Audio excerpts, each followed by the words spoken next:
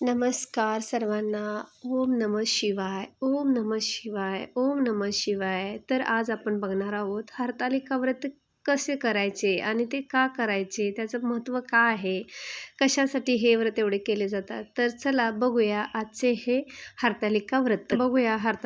तर चला बघूया हरतालिकाची कथा. पूर्वी हिमालय पर्वतराजाची कन्या पार्वती ही अत्यंत रूपवती व गुणवती होते. तिचे रूप, लावण्य व सौंदर्य पाहून सर्व देव, ऋषी, गंधर्व व राजे तिला वधू म्हणून मागणी घालू इच्छित होते.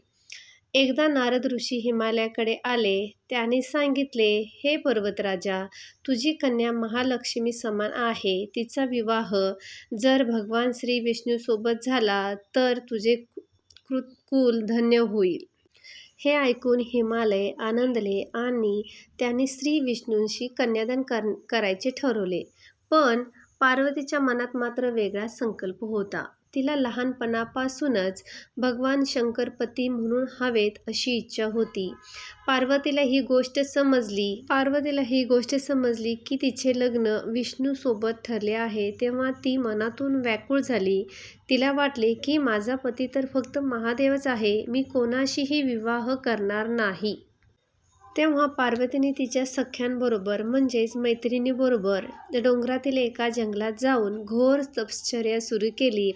उपवास, ध्यान, प्रार्थना, जप या मार्गाने तिने महादेवांना प्रसन्न करण्यासाठी अनेक दिवस कठोर तप केले. दरम्यान तिच्या वडिलांना शोध घेतल्यावर पार्वती सापडत नव्हती. लोकांनी सांगितले की ती जंगलात गेली आहे. हिमालय चिंताग्रस्त झाले, पण पार्वती ठाम होती. माझा पती फक्त महादेवच होतील, याशिवाय अन्य कोणीही नको. तिच्या या अविचल निश्चयाने भगवान शंकर प्रसन्न झाले.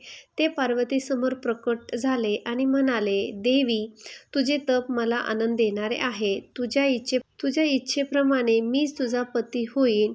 नंतर योग्य मुहूर्तावर भगवान शंकर आणि पार्वती यांचा विवाह झाला. तर हरतालिकेचा उपवास केल्यानंतर, त्यांची कथा ऐकल्यानंतर आपल्याला काय फायदा होणार आहे तर आपण बघूया. चला, हरतालिकेचे महत्त्व. हा व्रत स्त्रिया आपल्या सौभाग्यासाठी, पतीच्या दीर्घायुष्यासाठी आणि अखंड सुखी संसारासाठी करतात. या दिवशी स्त्रिया निर्जला उपवास करून रात्रभर जागरण करतात. गणेश, शिव, पार्वतीची पूजा करून कथा ऐकली जाते. असे मानले जाते की ज्या स्त्रिया श्रद्धेने हे व्रत करतात त्यांना सुखी वैवाहिक जीवन आणि अखंड सौभाग्य लाभते. म्हणूनच हा दिवस स्त्रियांसाठी अत्यंत पवित्र व्रतापैकी एक मानला जातो.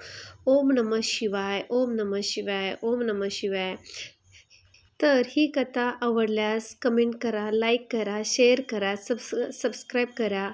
धन्यवाद. ही कथा तुम्हाला कशी वाटली ते मला कमेंट करून सांगा.